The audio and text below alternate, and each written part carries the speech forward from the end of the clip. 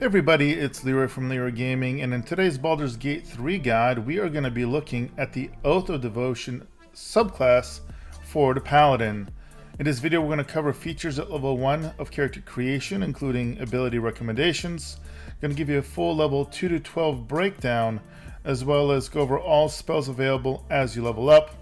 Later on, give you general equipment recommendations and my commentary on thoughts when it comes to multiclassing as the Oath of Devotion Paladin.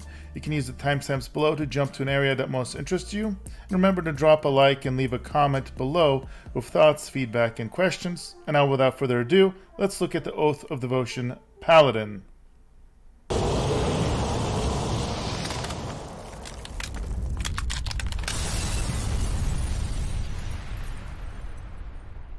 Alright, level 1, it's important to note that Paladins have a primary ability of strength, and your saving throw proficiencies are in wisdom and charisma. Your hit dice are 1d10 health, so you have more health than just about anybody except for barbarians, and you have proficiency of all weapons as well as all armor and shields. Now the features you get at level 1, not counting your Oath of Devotion, but off the bat is the ability to channel your oath. That's going to refresh every short or long rest. You start with one charge and you'll get more as you level up, and the abilities you get to use of this will depend on your subclass. And you get lay on hands, which will scale as you level up. This is the best way for you to heal. Again, it's an action and it's going to use your lay on hand charges. And then you're going to get divine sense. It isn't a bonus action you can use that lasts for 2 turns. You gain advantage on attack rolls against celestials, fiends, and undead. Tons of all of these creatures that you're going to be fighting throughout this game, so very helpful. Picking the Oath of Devotion, you're going to get the Holy Rebuke effect. This is your specific channel oath ability you can use at level 1, which grants an ally a vengeful aura that deals 1 to 4 radiant damage to anyone who hits them with a melee attack, and it lasts for 2 turns. And your subclass feature here, Oath of Devotion Tenet, you want to read this over, because if you were to break these rules here, you can actually lose the ability to cast Paladin spells and to be an Oath of Devotion Paladin. This would lead you to be an Oathbreaker Paladin, and you can find videos and guides on that elsewhere on how to get that and what it implies. But it's a more undead focused and more quote-unquote evil paladin, I guess you could say. And then when it comes to your stats, I recommend 16 strength, 10 dexterity since you're going to be using heavy armor, 14 constitution, 8 intelligence, 10 wisdom, and 16 charisma. At level 2, you're going to get 2 level 1 spell slots, and most importantly, you're going to gain the Divine Smite ability that can be used as an action, as a reaction, and also here's the information on it when you critical. You will also get the following spells that I will mouse over. However, it is very common for most paladins to use the majority, if not all of their spell slots on Divine Smites, as you do utilize spell slots to utilize Divine Smites. The potential exception is if you want to up your AC, for example, you may put one slot towards Shield of Faith, which does also require concentration, or potentially Bless, so you're more likely to hit with you and your party. You're also going to gain a fighting style. The most popular option is probably defense. You get a +1 to your armor class bonus while you wear any form of armor. Now, dueling is an option if you want to go with a one-handed weapon and a shield, basically, and this will give you a +2 damage on all your attacks. Great weapon fighting basically lets you re-roll if you roll a 1 or 2 on a damage die for attacking with a two-handed melee weapon. It's okay. It increases your damage by a bit, potentially about 15% on average, but I do think defense is probably better. And here's protection. I recommend against this because it basically promotes you grouping your characters up really close together, which is not great in this game, as the AI loves to use AoE attacks and throw bombs at you when you bunch up. Now, similar to clerics, you're going to prepare spells. You're going to start with the ability of getting 5 spells from the options that you choose, but you're obviously not going to get nearly as many spells to choose from and as many spell slots either as the cleric. At level 3, you're going to get one more level 1 spell slot, and you're going to become immune from disease. You're going to get the Sacred Weapon action as one of your Channel Oath options, as well as Turn the Unholy. And then you're going to get, similar to clerics, 2 oath spells that are going to be always available for you. That is Protection from Evil and Good and Sanctuary.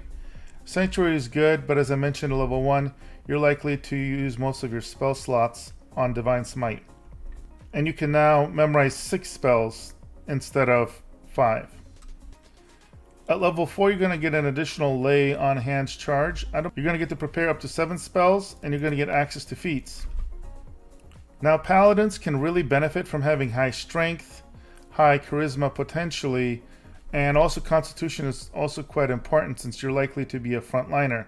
So ability improvement's going to be big for this character.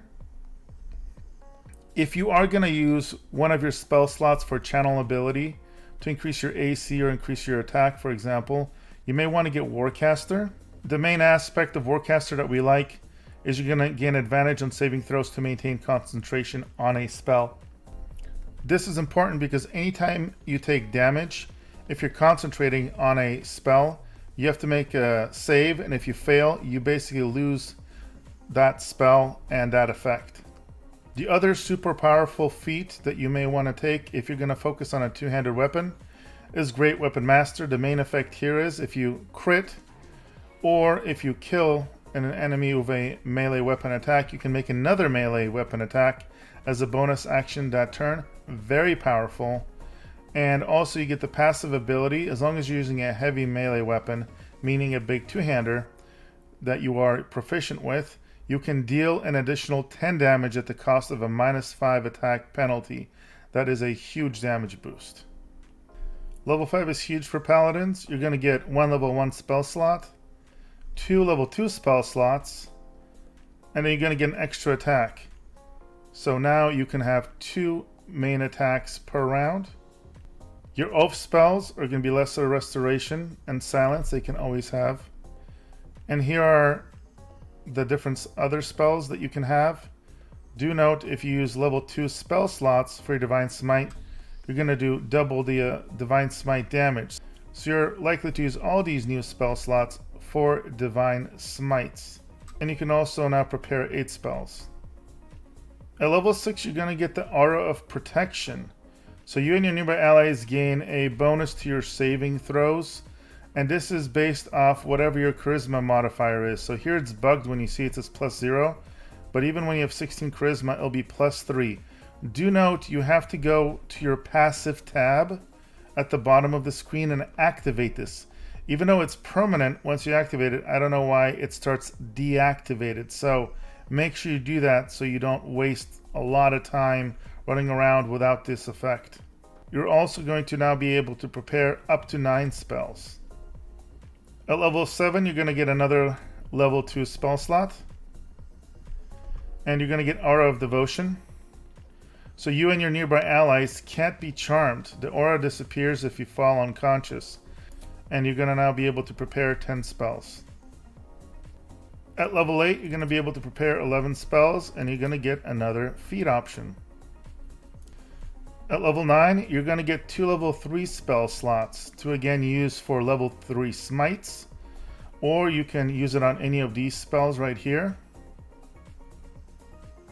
Feel free to pause to read the details. And you also get 2 oath spells that are always available and memorized. And you can now prepare 12 spells across level 1, 2, and 3. At level 10, you're going to get another Lay on Hands charge. And you're going to get Aura of Courage. You and any nearby allies can't be frightened now. So now you can't be charmed or frightened, and you get a big saving throw modifier. So very, very powerful. And you can now prepare 13 spells. At level 11, you're going to get another level 3 spell slot, and you get improved Divine Smite. So melee weapons attacks deal an additional 1 to 8 radiant damage automatically. And then you can prepare 14 spells. And then finally, level 12, you're going to be able to prepare 15 spells, and you're going to get your final feat to choose from. Now, when it comes to equipment for a paladin, for your offense, you have one of two ways. You can go one-handed and a shield if you want to maximize your armor class. And again, just find whatever the best shield you can get, preferably +3 armor or a good +2 armor. Look for other effects that are going to be helpful. The best longsword or one-handed weapon you can. There's a lot of different options there for you. Armor, you definitely want to go with plate armor, and so your goal is going to be to have 19 or 20 AC. And again, look for any effects that are helpful. In Act 3, you can pick up Birthright if you want to up your charisma, or pick up any of the other really good helmets that are just going to help with your DPS output. I love Legacy of the Masters here. That's going to just up your attack and damage rolls, but again, there's a variety of different gloves that can either add to your plus damage directly, like this, that will help your attack and damage, or just damage rolls. A lot of different boots. I like these Helldusk boots because they make it so that you can't be forcibly moved, so don't have to worry about being pushed off cliffs, etc. And then jewelry, find whatever is going to help you out, either by adding other spell effects or something like the Spell Savant Amulet that gives you extra spell slots. The more spell slots you can get, the more smites you can use, so that can always be helpful. On this character, I don't have a Cloak of Protection on right now, but that's probably simply the best cloak you can get. Or you can get something that's going to give you a different spell effect, like this Nymph Cloak, Dominate Person. Anything that can help you control the battlefield is also very helpful.